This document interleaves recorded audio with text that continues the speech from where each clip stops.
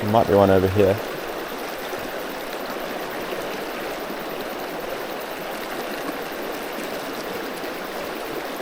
There we go. Oh, that was super cool. I was bouncing the dry a little bit and this rainbow just came up and wolfed it. Guys, I'm on the river today. I'm fishing with mainly a dry dropper on a 10-foot free weight and just prospecting all the little pockets. Catching a lot of little fish, but some bigger ones in here too. So let's get right into it and hopefully we can catch some of them. I'm up in some pocket here. I've put on a dry dropper. I've got a 2.5mm pheasant tail on the bottom and I've got a split wing CDC mayfly with a little bit more CDC and a bit brighter tag, just so you guys might be able to see it on the water. And in this pocket water here, I'm just going to fish it quite fast because the fish get a kind of both ways option. Be interesting to see if they want the dry.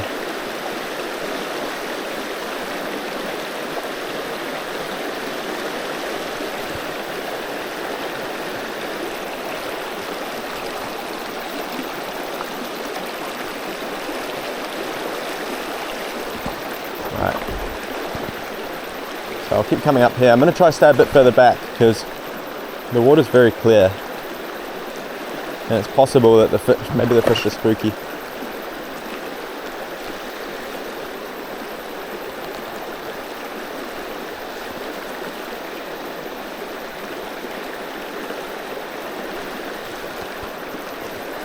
So the effective thing about this method is you're very in control and you can get very precise drifts. That one ate the dry.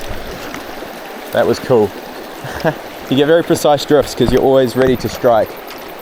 And you don't have to mend. It's just very fast. So here's the little rainbow. You just choked the dry fly. Get him back. Alright, so you can see this is the setup. I've got small nymph, size 18 with a 2.5mm bead. And about 60 centimeters up on a little dropper, I've got the dry fly. So I just had a fish eat the dry, even though it's May. I'm just fishing this up, casting it into every little pocket and trying to prospect, see if do they want the dry, do they want the nymph, maybe they want a bit of both, we'll see. I'm just watching the dry intently to see if it moves or if it swivels. It's not always going to go under when you fish like this. It all depends how hard the fish take it.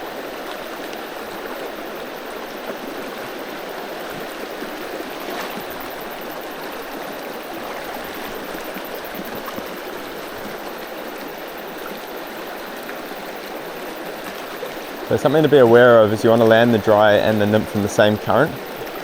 Because if they land in opposing currents, like the nymph's in the fast water and the dry's in slow water, you miss a lot of fish because you lose take detection and one always is pulling the other, creating drag. So you want it to land in the same current seam. Just like you would with a normal dry dropper, to be fair.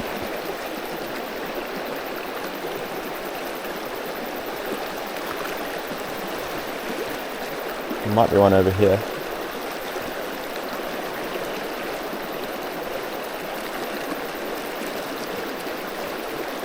There we go. Oh, that was super cool. I was bouncing the dry a little bit and this rainbow just came up and wolfed it. I saw him first, he flashed below and then just after he came up and chomped it. Drying my dry, because it's CDC, I'm using a rubber band to get the water out and then blow on it real quick just to get more out, and then I'm using powder just to finish off the job.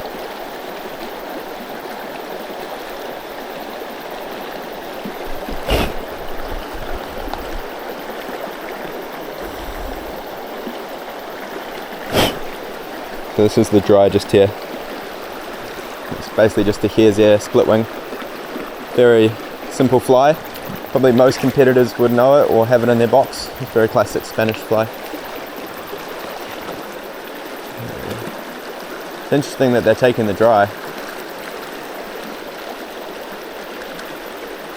Maybe they want that. They're kind of looking up in these pockets, or they're just super opportunistic, which that's probably more likely.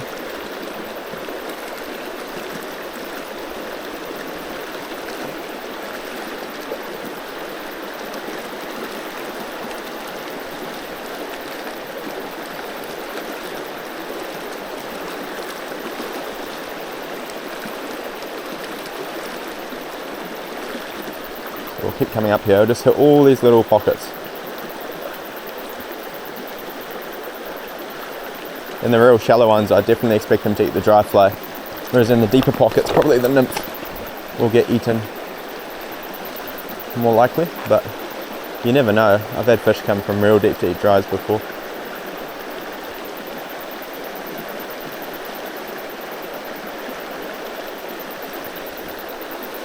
A good looking spot.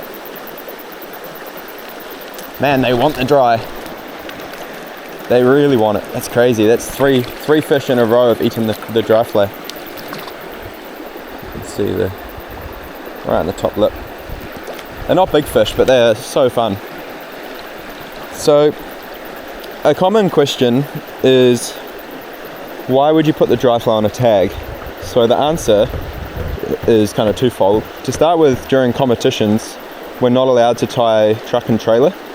So I fish off the tag for nymphing, for streamers in the lake, which we do quite a lot of. For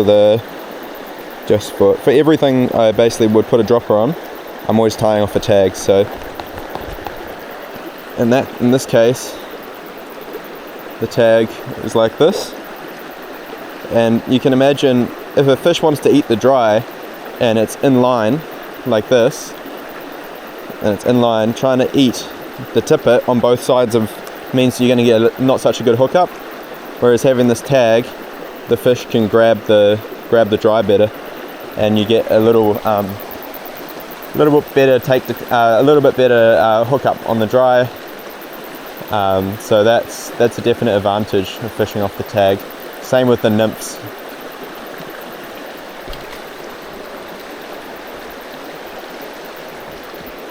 So we'll keep coming up here. I'll just try to get myself set.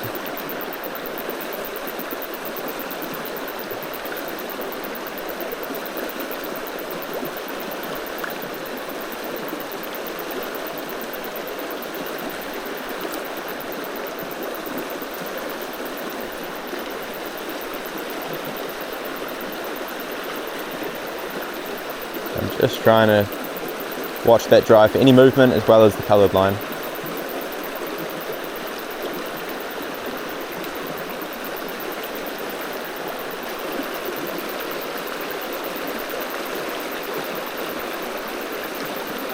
I'm just trying to put it in behind all the rocks.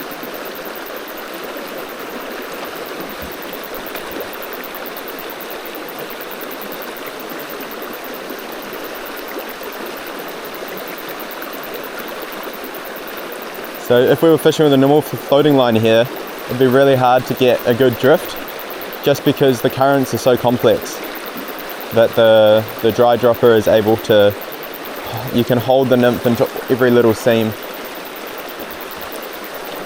and you're also very, very fast. There's not much messing around, mending, false casting. It's just in, out, always good drift and good contact with the nymph.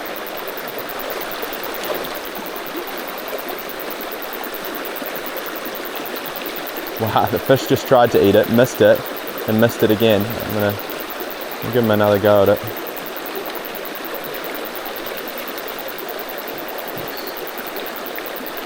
Oh! He came up, he sipped it, I set the hook and he kind of missed it. That's annoying.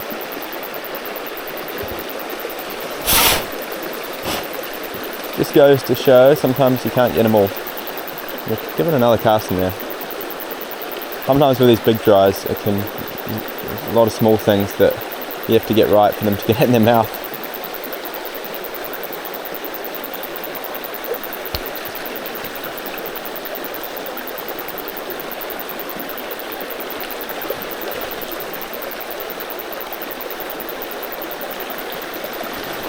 Very interesting, they're not eating the nymph anymore. We were smashing them on the nymph earlier, and now I'm just getting them on the dry.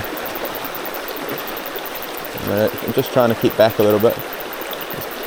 There we go, another one on the dry. That's so cool. They're just coming up and just sipping it so confidently. They're not very big, this is a pretty small fish, but it's so much fun. Just little rainbows, but such fun on the dry to have them come up and sip it like that in the fast water.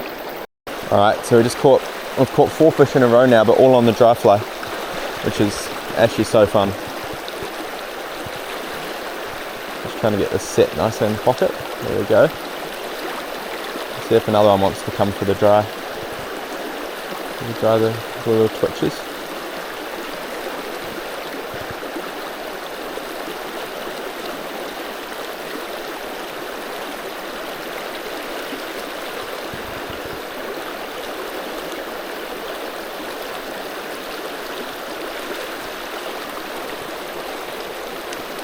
Funny, I'm actually expecting them to come for it now, even though before I was catching them on the nymphs and I wouldn't have expected them to eat the dry. Funny how it can change.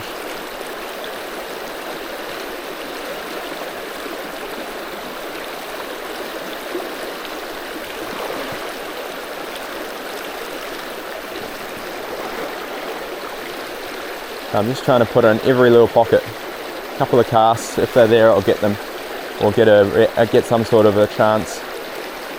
If they're not there, you can't catch them.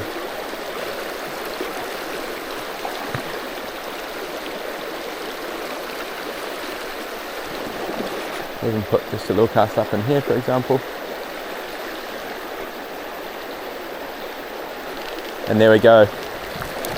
That fish was casting right in against the bank. Just a little cast and came up and ate the dry again. Man, they love the dry. Fat little rainbows. That's crazy. So much fun. Alright, I've come up to a nice pocket here. It's crazy to me how many fish are suddenly going for the dry fly. Because I've had downstream a lot of fish on the nymph, but the dries suddenly become really effective. I think the sun's hit the water and the fish have really put their looking up, they've got their heads in the air. So we'll try up in here, we'll start on the inside.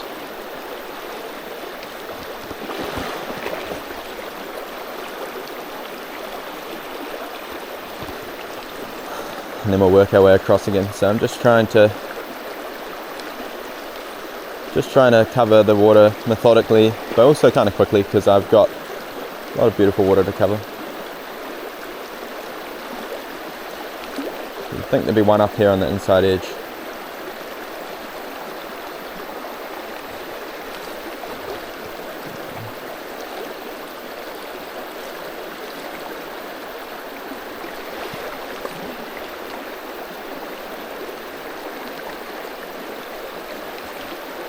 So I guess at the back here, there'll probably be one that will eat the dry, but up in the middle here, it's probably feels more nymphy. Just because it's a bit deeper, the fish probably aren't as willing to come right up.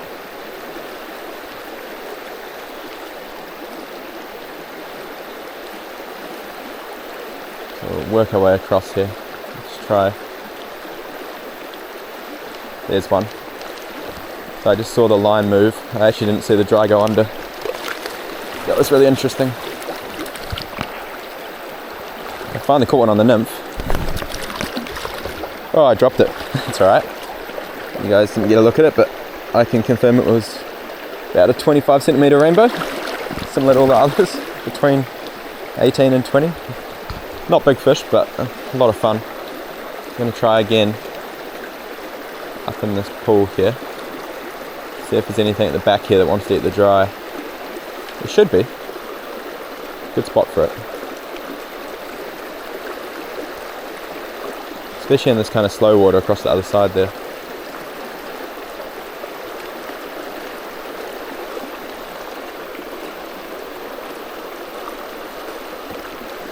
There we go. The dry actually went under on that one.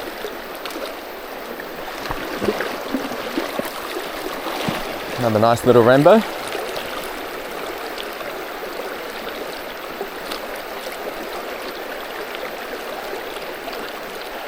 Just another little fish, but beautiful and just so much fun in this tiny little stream just to be catching lots of fish. My friend did catch a 4-pounder just downstream before, so they are in here, but I haven't had one bite yet. We'll see if one does. I'm trying in that soft water over there. Oh, a fish just flashed on my dry, which is quite interesting. Not quite sure why I didn't want it, given that all the other ones have smoked it.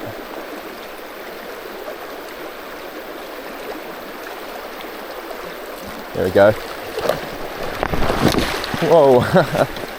I just slipped at the same time while I was trying to play that fish. Alright guys, just a quick video today. The fish seem to be really liking to come up for the dry in these little pockets. Mainly small fish, but I've had a couple of bigger ones, but just not on camera. So I reckon what I'll do is I'll finish up the video here. I think with this Euro Nymphing dry dropper, in these sorts of broken water streams, it's a really effective way to fish. If you're fishing the long flats and you need to cast a long way, then it's better with the floating line.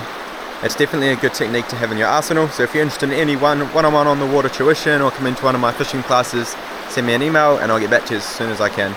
Sweet, and I'll see you in the next video.